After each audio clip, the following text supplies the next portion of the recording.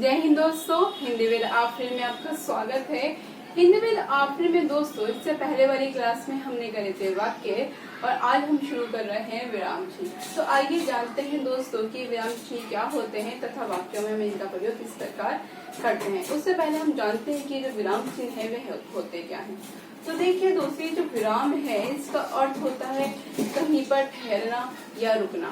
और जब भी हम अपनी बात बोलते हैं या लिखते हैं तो अपनी बात को अधिक स्पष्ट करने के लिए, उसके अर्थ को बताने के लिए, अपने भावों को दिखाने के लिए जब भी हम रुकते हैं तो उसी को हम बोलते हैं विराम। पर जब हम इसको लिखते हैं, लिखित रूप में जब हम इसको लिखते हैं तो अपनी बात को बताने, जताने, अपने भाव को स्पष्ट करने के लिए हम कुछ चिन्हों का प्रयोग करते हैं और उसी चिन्हों को हम बोलते हैं दोस्तों विराम चिन्ह। क्या जब भी हम अपनी बात को लिखित रूप में लिखते हैं तो उसमें जो हम रुकते हैं या ठहरते हैं तो उसके लिए कुछ चिन्ह होते हैं जिनको हम बोलते हैं विराम चिन्ह। जैसे मैं यहाँ पर लिखूं मोहन पढ़ रहा है, या मैं लिखूं ताजमहल किसने बनवाया। इस तरह से अब देखिए यहाँ पर मैंने दो विराम चिन्हों का प्रयोग करा है। पहले में मोहन पढ़ रहा है, उसमें जो यहाँ पर जो हमारा वाक्य पूर्ण हो रहा है इसलिए हमने यहाँ पर पूर्ण विराम लगाया है। उसके बाद ताजमहल किसने बनवाया, यहाँ पर क्या मैंने जिस विराम चिन्ह का प्रयोग करा है इसको बोलते हैं प्रश्नवाचक विराम चिन्ह। यहाँ से हमें पूछने का भाव पता चल रहा है, यहाँ से हमें किसी कार्य का भाव पता चल रहा है। तो ऐसे ही चिन्हों को हम बोलते हैं विराम चिन्ह। ये तो थे हमारे विराम चिन्ह। अब देखिए, जब भी हम इन विराम चिन्ह का प्रयोग करते हैं तो हमें कुछ सावधानियां रखनी पड़ती हैं। अगर हम इनकी सावधानियां नहीं रखते तो हमारा जो अर्थ होता है वो या तो उसका अर्थहीन हो जाता है या उसका कोई अर्थ ही नहीं रहता, या उसका जो अर्थ है वो विपरीत हो जाता है। देखिए कैसे, जैसे यहाँ पर मैं एक वाक्य लिखूं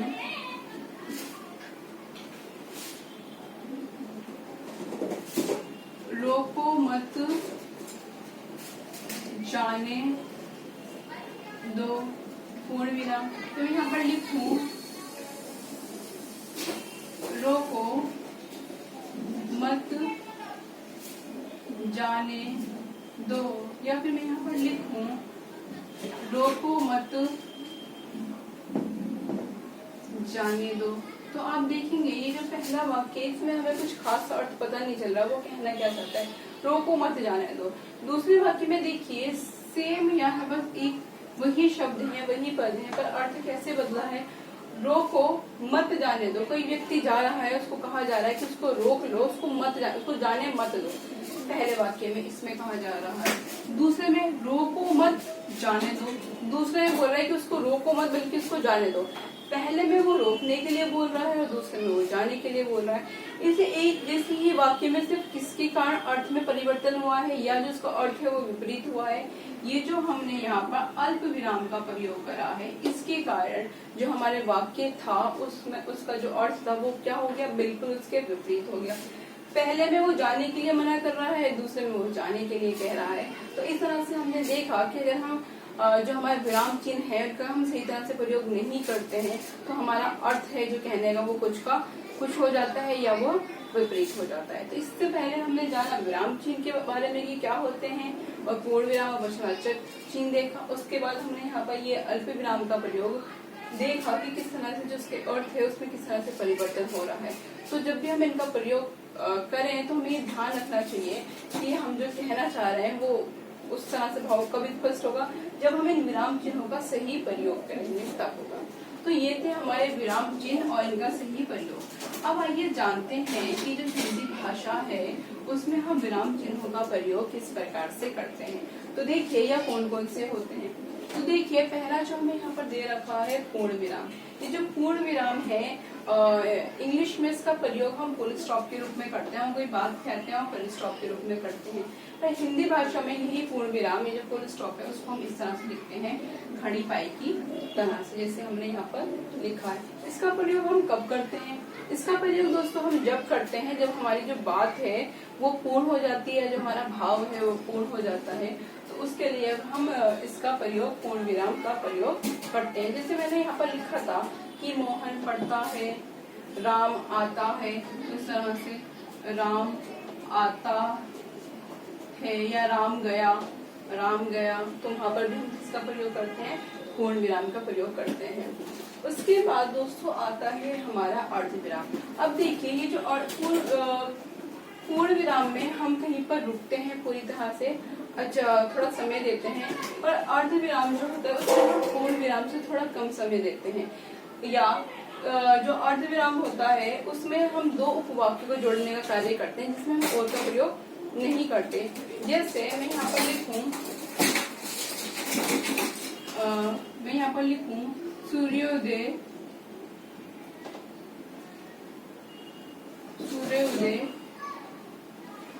हो गया,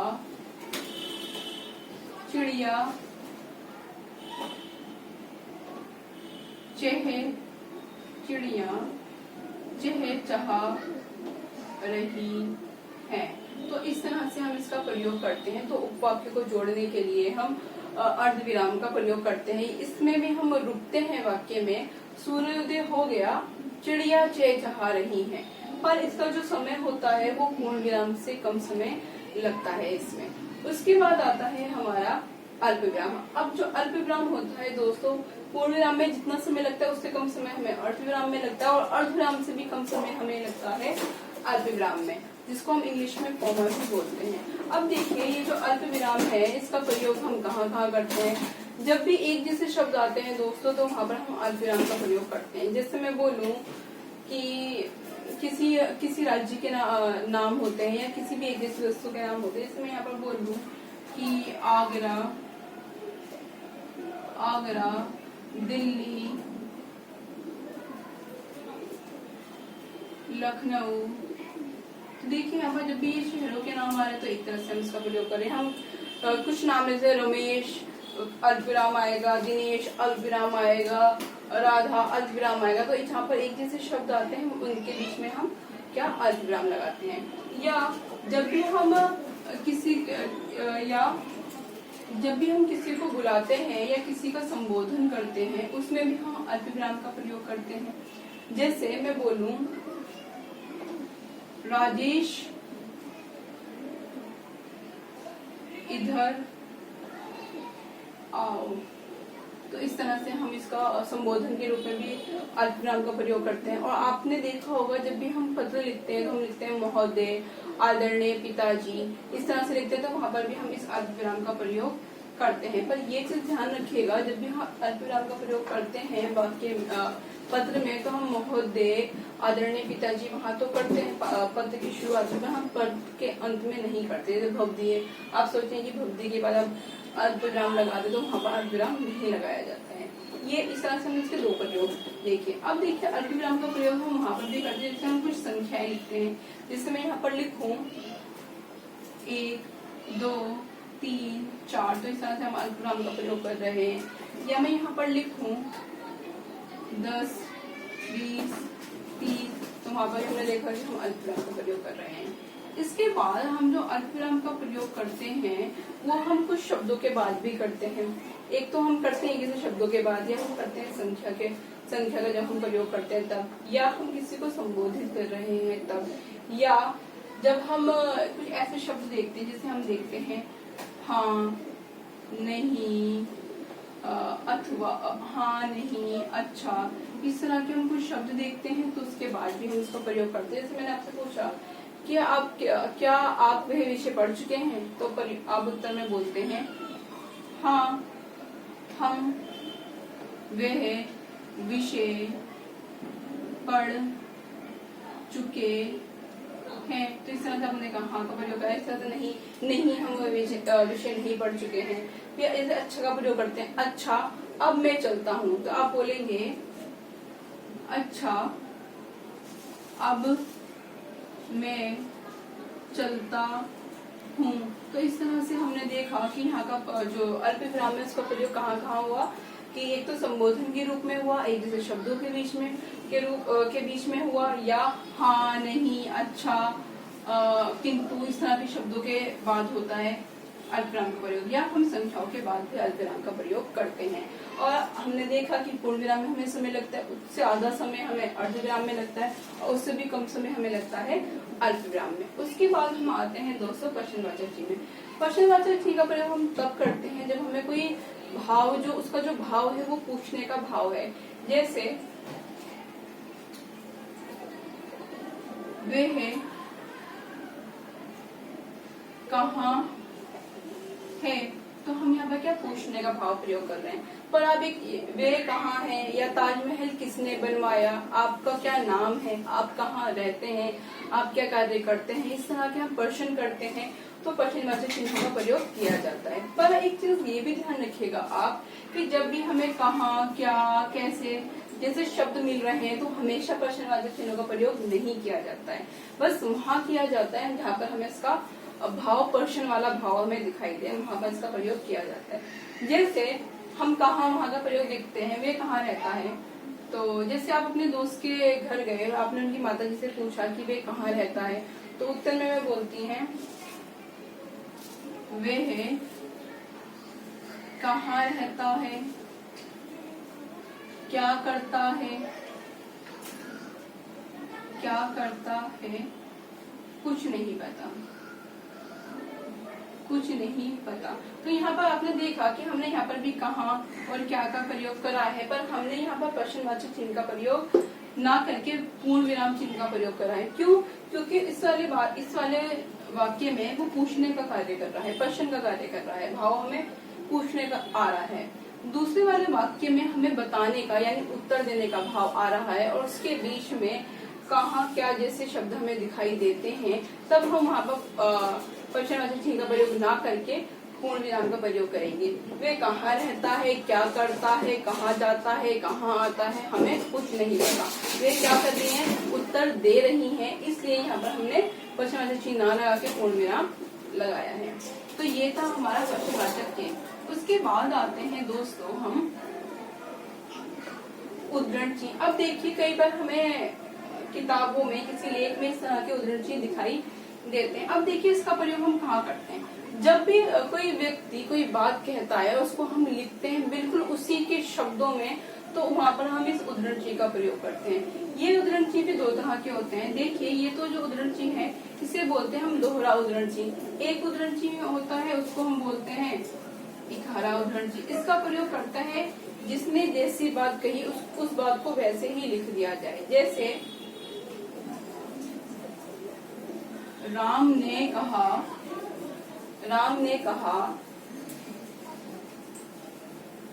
सदा सत्य बोलना चाहिए।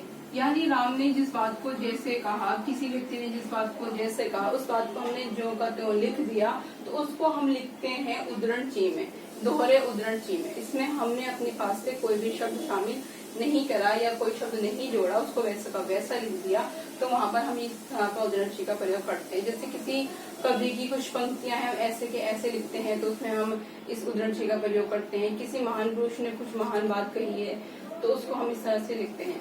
ये तो था हमारा दोहरा उद्धरण चिन्ह। अब देखिए जो इकहरा उद्धरण चिन्ह होता है, इसका प्रयोग हम कहाँ करते हैं। इसका प्रयोग दोस्तों हम वहाँ करते हैं जहाँ पर किसी पुस्तक का नाम, किसी समाचार पत्र का नाम, किसी कहानी उपन्यास का नाम या इस तरह से कोई नाम आता है, तो वहाँ पर हम प्रयोग इसका करते हैं। जैसे हम लिखते हैं गोदान प्रेमचंद, तो वहाँ पर अगर हमने लिखा गोदान प्रेमचंद का उपन्यास है, तो वहाँ पर हम इकहरा उद्धरण चिन्ह लगाते हैं। या किसी समाचार पत्र का नाम है, हम लिखते हैं हिंदुस्तान, तो उसमें हम क्या करते हैं, इकहरा उद्धरण चिन्ह का प्रयोग करते हैं। तो इसका प्रयोग हम इस तरह से करते हैं। उसके बाद आता है हमारा योजक चिन्ह। अब देखिए इस योजक चिन्ह का प्रयोग हम कहाँ और कैसे करते हैं। इस योजक चिन्ह का प्रयोग हम करते हैं समासिक पदों में। जैसे समासिक पदों में या एक जैसे पदों में हम इसका प्रयोग करते हैं। जैसे मैं लिखूं यहाँ पर जे राज्य, या मैं लिखूं यहाँ पर लाभ हानि, तो यहाँ पर हम योजक चिन्ह का प्रयोग करते हैं। या एक जैसे शब्दों की आवृत्ति होती है, जैसे मैं लिखूं दो, 3 3 इस तरह से लिखते हैं। तो हम इस योजक चिन्ह या हाइफन का प्रयोग करते हैं। उसके बाद इसका प्रयोग हम करते हैं एकार्थी शब्दों के बीच में। एकार्थी शब्दों के बीच में जैसे हम लिखते हैं, मैं लिखूं यहाँ पर धन,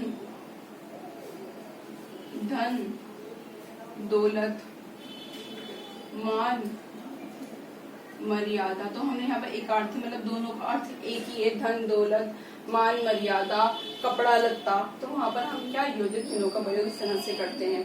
या निरर्थक और सार्थक शब्दों के बीच में करते हैं हम, जैसे जिसमें यहाँ लिखूं खाना, वाना, उल्टा, उल्टा, पानी, वानी। यहाँ पर देखिए हमने यहाँ पर भी इसका प्रयोग करा। या तो समासिक पदों के बीच में करते हैं, या एकार्थी शब्दों के बीच में करते हैं, या सार्थक और निरर्थक शब्दों के बीच में भी हम योजक चिन्ह का प्रयोग करते हैं।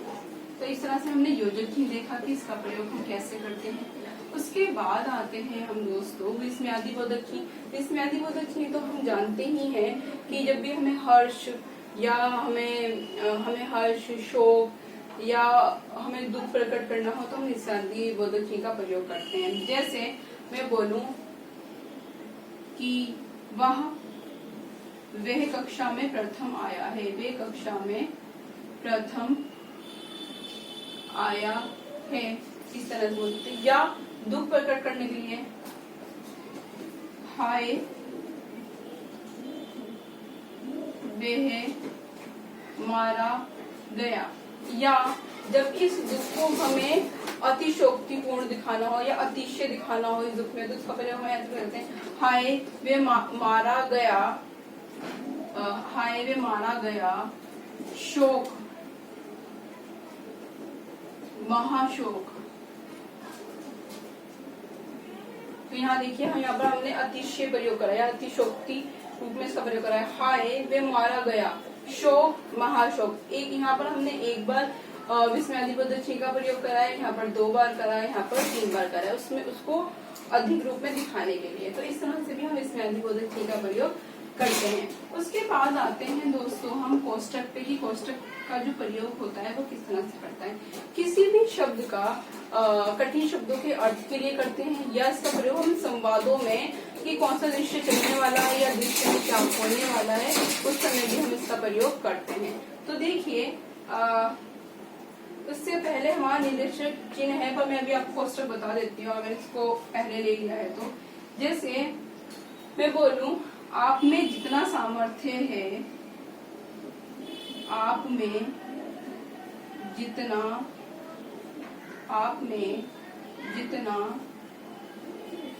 सामर्थ्य है मैं जानता हूँ। आप में जितना सामर्थ्य है आप में जितना सामर्थ्य है मैं जानता हूँ। इस तरह से हमने देखा। अभी हम देखें सामर्थ्य का जो अर्थ है वो हमने कोष्टक में लिख के इसके अर्थ को बताया है यहाँ पर। तो इस तरह से हम इसका प्रयोग करते हैं। उसके बाद इसका प्रयोग हम संवादों में करते हैं। जैसे हम संवाद में यहाँ लिखें राम, फिर हम लिखें धनुष को उठाते हुए, उसके हम लिखते हैं बताइए इसके कितने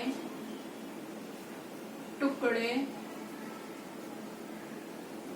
करूं, बताइए इसके कितने टुकड़े करूं।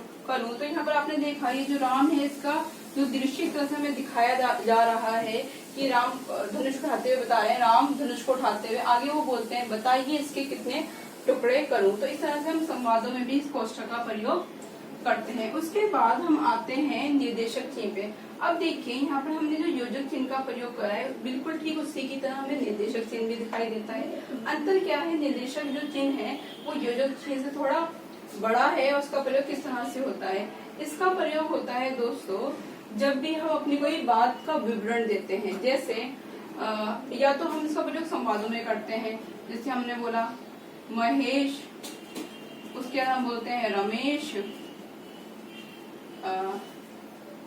महेश, तुम कहाँ हो आज कल? बोलेगा मैं घर ही हूँ। तो इस तरह से हम देखा जो महेश रमेश जो संवाद चल रहा है, उसके बाद हम निर्देशक चिन्ह का प्रयोग करते हैं। या जब भी हमें अपनी किसी बात का विवरण देना होता है, जैसे हम बोले कि कक्षा आ के अच्छे छात्रों की सूची इस प्रकार है। उसके बाद हम योजक चिन्ह का प्रयोग करते हैं। हम प्रयोग करते हैं अच्छे छात्रों की सूची इस प्रकार है, जैसे प्रिंस, विजय, गुंजन, सूरज। इस तरह से हम प्रयोग करते हैं किसी विषय का विवरण देने के लिए। तो इस तरह से हम प्रयोग करते हैं निर्देशक चिन्हों का, या तो संवाद में या किसी विषय का विवरण देने के रूप में हम इसका प्रयोग करते हैं। उसके बाद हमने कोष्टक अभी कर ही लिए। उसके बाद आते हैं हम रेखांकन में। जब भी हम कोई अपनी बात कह रहे होते हैं और कोई महत्वपूर्ण बात आने पर हम उसको रेखांकित कर देते हैं तो वहाँ पर हम रेखांकन का प्रयोग करते हैं। जैसे हम लिखें कि प्रेमचंद के कई महत्वपूर्ण उपन्यास हैं पर गोदान उनका महाउपन्यास है, तो हमने यहाँ पर लिखा गोदान और उसको हमने रेखांकित कर दिया इस तरह से। तो इसी को हम बोलते हैं रेखांकन या अधोरेखन। उसके बाद आते हैं दोस्तों हम विस्मरण या त्रुटि बोधक चिन्ह पे। अब ये विस्मरण चिन्ह क्या होता है? जब भी कोई बात लिखते हैं तो उस समय अगर हम कोई शब्द भूल जाते हैं तो उसके लिए हम इस चिन्ह का प्रयोग करते हैं। जैसे हम लिखते हैं कि स्वतंत्रता हमारा अधिकार है। अब यहाँ पर देखिए हम एक शब्द भूल गए हैं तो उसके लिए हम इस चिन्ह का त्रुटि बोधक या विस्मरण चिन्ह का प्रयोग इस प्रकार से करते हैं। जन्म सिद्ध अधिकार है, तो स्वतंत्रता हमारा अधिकार है। यहाँ पर हम एक भूल गए थे तो हमने यहाँ पर त्रुटि बोधक चिन्ह का प्रयोग करा और अपना शब्द ऊपर लिख दिया, जन्म सिद्ध अधिकार है। तो इस चिन्ह का प्रयोग हम इस प्रकार से करते हैं। उसके बाद आते हैं अपूर्ण या उपविराम पे। तो इसको हम कोलन भी बोलते हैं। इसका प्रयोग हम कहाँ करते हैं? या तो हम जो बात लिख रहे हैं आगे वाली बात को स्पष्ट करने के लिए इसका प्रयोग करते हैं, या किसी वस्तु या व्यक्ति के बारे में बताने या परिचय देने के लिए प्रयोग करते हैं, या हम देखते हैं कि कभी हम किसी किताब का या किसी लेख का जब शीर्षक लिखते हैं तो उस समय भी हम इसका प्रयोग करते हैं। जैसे हम कई बार निबंध लिखते हैं, निबंध आते हैं हमारे एग्जाम में, तो किस तरह से आते हैं? जैसे यहाँ पर दिया होता है विज्ञान एक अभिशाप, तो इस तरह से हम इसको देखते हैं। इस तरह से लिखा जाता है किसी शीर्षक के रूप में, किसी पाठ के पुस्तक के शीर्षक के रूप में, या किसी व्यक्ति के लिए या किसी वस्तु के परिचय देने के लिए इसका प्रयोग हम करते हैं। उसके बाद आता है पुनरुक्ति सूत्र। जैसे कई बार एक जैसे शब्द बार बार आते हैं तो उसको बार बार लिखने की बजाय हम इन चिन्हों का प्रयोग करते हैं। जैसे मैं बोलूं कि रमेश ने अमन को किताब दी। उसके बाद बोलूं रमेश ने, यहाँ नहीं लिखूं अमन को, फिर किताब किसी और को दी, मान लो कविता को किताब दी। तो यहाँ पर इस तरह से हम इस उद्धरण चिन्ह का प्रयोग करते हैं। यहाँ पर एक जैसी बात आती है तो उसको लिखने की बजाय हम इस तरह के चिन्ह का प्रयोग करते हैं कि ये बात की जो आवृत्ति हुई है वो दोबारा हुई है, वहां पर हम इसका प्रयोग करते हैं। उसके बाद आता है हमारा विवरण चिन्ह। अब देखिए इस विवरण चिन्ह का प्रयोग हम कहाँ करते हैं? जब भी हम कोई लॉन्ग आंसर लिखते हैं या जब हम अपना बड़ा उत्तर लिखते हैं विस्तृत रूप में, तब हम इसका प्रयोग करते हैं। जैसे हम बोलते हैं कि तुलसीदास एक महान कवि थे, उनकी कविता में हमें कई विशेषताएं देखने को मिलती हैं, जैसे तब हम इसका प्रयोग करते हैं। या विशेषताएं देखने को मिलती हैं जो इस प्रकार हैं, उसके बाद हम इस चिन्ह का प्रयोग करके उनकी विशेषताएं लिखना शुरू कर देते हैं। या इसको विस्तृत रूप में या उसको दिखाने के लिए जब हम लिखते हैं तो उसको हम विवरण चिन्ह इस तरह से लिखते हैं, उसका पूरा विवरण लिखने के लिए। उसके बाद आता है हमारा योग चिन्ह। वो तो हम जानते ही हैं कि जब हम संधि का प्रयोग करते हैं तो उसमें हम इसका प्रयोग करते हैं। दो शब्दों को जोड़ के दिखाने के लिए जब करते हैं तो इसका प्रयोग करते हैं। जैसे हम यहाँ पर हम लिखते थे संधि में हिम, धन, आल्य बराबर था हमारा हिमालय। तो हिम धन आल्य ये बराबर है किसके, हमारे हिमालय के। तो यहाँ पर हम धन का प्रयोग करते हैं।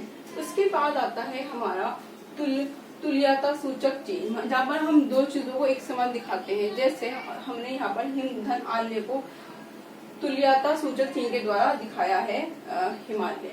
तो इसका प्रयोग ऐसे करते हैं। उसके बाद आता है हमारा तिर्यक रेखा, जिसको हम इंग्लिश में ऑब्लिक या स्लैश भी बोलते हैं। जब हमें दो शब्दों या दो बातों के बीच में अथवा या दिखाना होता है तो उसके लिए हम तिर्यक रेखा का प्रयोग करते हैं। जैसे मैंने यहाँ पर लिखा है अपूर्ण या उपविराम, तो दोनों एक ही है, या तो उसका अपूर्ण बोले या उपविराम बोले, तो वहाँ पर हम तिर्यक रेखा, ये जो तिर्यक रेखा है उसका प्रयोग करते हैं। उसके बाद आता है गोली। जब भी हमें अपनी कोई बात संक्षिप्त रूप में लिखनी होती है या एक एक करके क्रमबद्ध रूप में लिखनी होती है, महत्वपूर्ण बातों को अलग से दिखाना होता है, तो इस तरह से हम सब गोली का प्रयोग करते हैं। उसके बाद आता है हमारा समाप्ति सूचक चिन्ह। समाप्ति सूचक चिन्ह से पहले हम लाघव चिन्ह और लोक चिन्ह देख लेते हैं। अब देखिए ये लोक चिन्ह क्या होता है, जब भी हम कोई कविता लिखते हैं उस कविता की जो व्याख्या हमें अपनी कॉपी में करनी होती है, तो हम पूरी कविता ना लिखते, हम कविता के दो अक्षर लिखते हैं, फिर हम इस तरह से लोक चिन्ह का प्रयोग करते हैं और फिर अंत में दो अक्षर लिख देते हैं, वहां पर हम लोक चिन्ह का प्रयोग करते हैं। या फिर कोई व्यक्ति कोई बात कहता है, उसने कुछ बात कही कि जनाब उसने ऐसा कहा, फिर लोक चिन्ह का प्रयोग, आगे उसकी बात पूरी ना लिख के बीच में हम इस तरह से उसका प्रयोग करते हैं, तो वहां पर हम लोक चिन्ह का प्रयोग करते हैं। उसके बाद लाघव चिन्ह का जो प्रयोग होता है, जिसको हम शून्य की शक्ल में देखते हैं, कहाँ करते हैं इसका प्रयोग? इसका प्रयोग हम करते हैं किसी शब्द को संक्षिप्त रूप में लिखने के लिए हम लाघव चिन्ह का प्रयोग करते हैं। जैसे हम लिखते हैं डॉक्टर, तो हम डॉक्टर पूरा ना लिखे इस तरह से लिखते हैं। हम लिखते हैं पंडित, तो पंडित पूरा ना लिखे इस तरह से लिखते हैं। हम लिखते हैं उत्तर प्रदेश, तो उत्तर प्रदेश को हम पूरा ना लिखे इस तरह से लिखते हैं। तो वहाँ पर हम लाघव चिन्ह का प्रयोग करते हैं।